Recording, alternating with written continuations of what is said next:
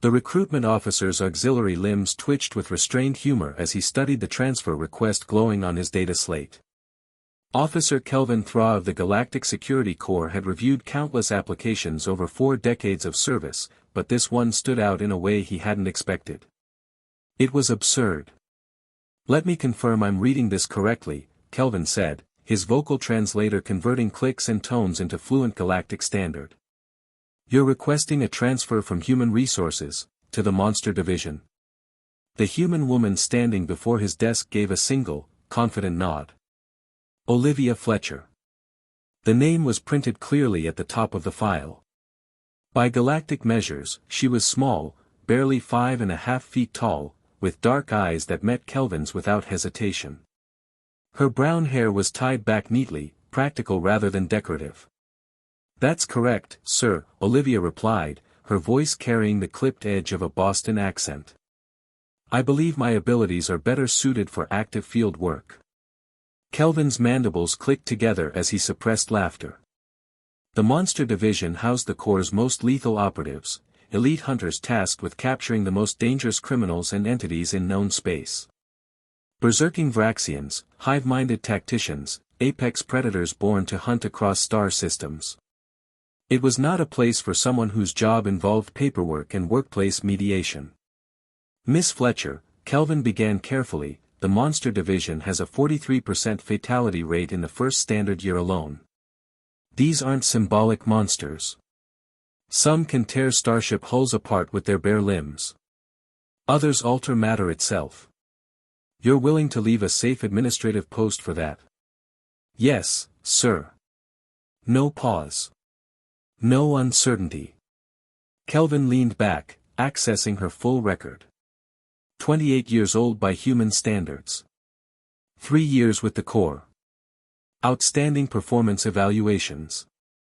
Notably skilled at resolving interspecies conflicts. One incident involved convincing a Vraxian not to disembowel a Kildrathi during a parking dispute. Impressive, but hardly combat experience. "You have no weapons training," Kelvin said. "No tactical certification." "That's not entirely true," Olivia replied. "Before joining the Corps, I spent 6 years as an emergency dispatcher in Detroit." Kelvin's amusement faded slightly. "I handled hostage calls, shootings, domestic violence," she continued. "I learned how to stay calm when chaos hits. And I learned that the worst monsters don't always look like monsters at all." Something in her tone made Kelvin's carapace prickle. 3 days later, Olivia Fletcher reported to Monster Division headquarters aboard Station Gamma 9. The facility was a fortified maze of armored corridors and containment zones built to restrain everything from rogue artificial intelligences to unstable telepaths. After checking in and receiving her gear assignment, she was directed to Conference Room 7 to meet Team 17. She arrived early, an old habit from her dispatcher days. Reliability mattered. First impressions mattered. The room adjusted itself automatically for mixed species occupancy. Olivia selected a human-scaled chair and waited. Her teammates entered together. First was Gorath, a towering Vraxian whose purple skin and dense musculature radiated raw power. He looked at Olivia and snorted, the translator interpreting it as mocking amusement. Next came Tix and Vex, a pair of insectoid Kildrathi scouts who moved with unsettling synchronicity. Their compound eyes studied her silently. Priya followed, a Solvathi infiltration specialist, serpentine and scaled in shifting hues of green and blue. She offered a polite nod. Last was the team leader. Commander Rex, a Thoraxian built like a fusion of bear and wolf, furred in gray and armed with claws capable of shredding metal. His yellow eyes locked onto Olivia. "You're the human," he growled. "The transfer from Human Resources." "Yes, sir." Olivia Fletcher, reporting. "This is a mistake," Gorath rumbled. "You're fragile. You'll slow us down, or get us killed protecting you." Olivia didn't flinch. "Then don't protect me," she said calmly. "If I can't keep up, leave me. If I die, that's on me. But I'm here, and I'll do my job." Silence fell. Rex's ears twitched, a thoraxian sign of approval. He activated the holotable. Our first assignment is a tracking operation. Smuggler designation, Slicks. Species, Novarian. He's been transporting illegal bioweapons across multiple sectors. Olivia studied the hologram. Why is this a monster division case? Because what he carries are monsters, Priya replied. Living bioweapons. If one escapes, entire stations could die. Rex expanded the star chart. Problem is, Slicks has no consistent route. He vanishes into debris fields. Olivia leaned forward. What's his homeworld environment? The team paused. Because behavior follows evolution, she explained.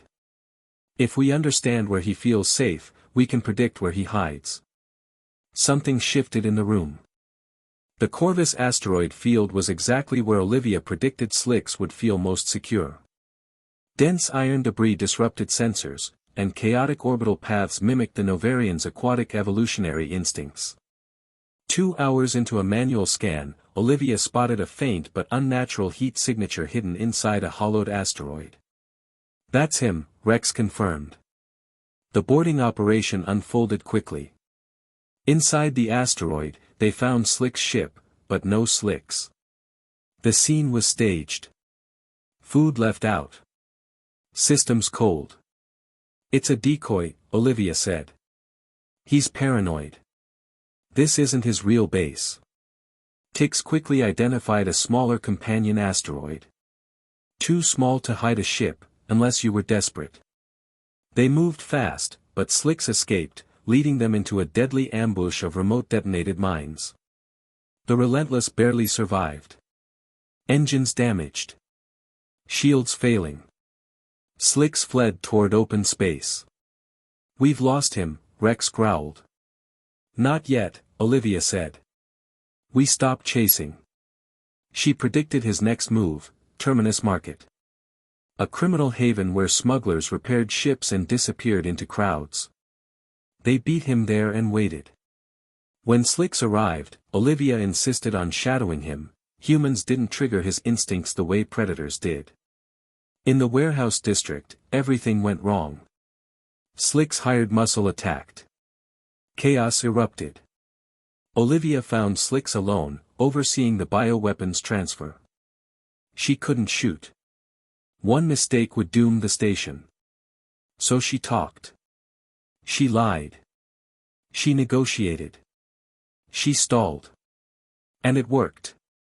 When Slicks threatened to release the bioweapons, Olivia offered a third option: surrender or die trapped by station lockdown protocols. Survival instinct won. Slicks stood down. 6 months later, Olivia stood again in Kelvin Thra's office, this time as a proven agent. You understand monsters without becoming one, Kelvin said. That's rare. He slid a data chip across the desk. Team 42. The strange cases. Olivia smiled. After 6 years handling emergencies in Detroit, alien monsters didn't seem so terrifying. Sometimes the deadliest predator in the room is the one no one expects.